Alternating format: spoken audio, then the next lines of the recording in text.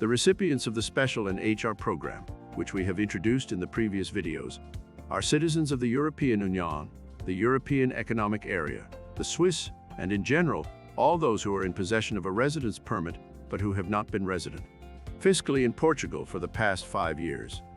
To obtain NHR residency, certain requirements must be met when submitting the application. First of all, as mentioned,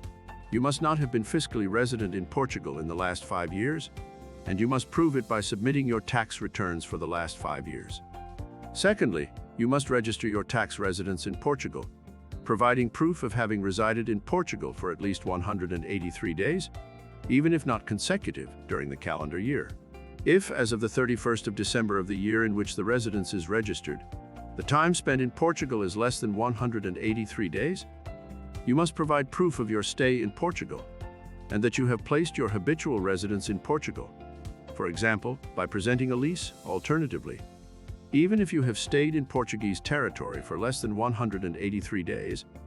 you can access the benefit by proving that you have acquired by the 31st of December of the year a property and declaring that you are habitually resident there. Once the aforementioned requirements are met, resident status is attributed for the next 10 years if the application is submitted by March 31st of the following year in paper form or electronically. Therefore, even if at the time of submitting the application you will have to be already resident in Portugal, there are no minimum requirements for staying in Portugal for the following period. If you need specific advice, you can reach us at the contact details you find in the description,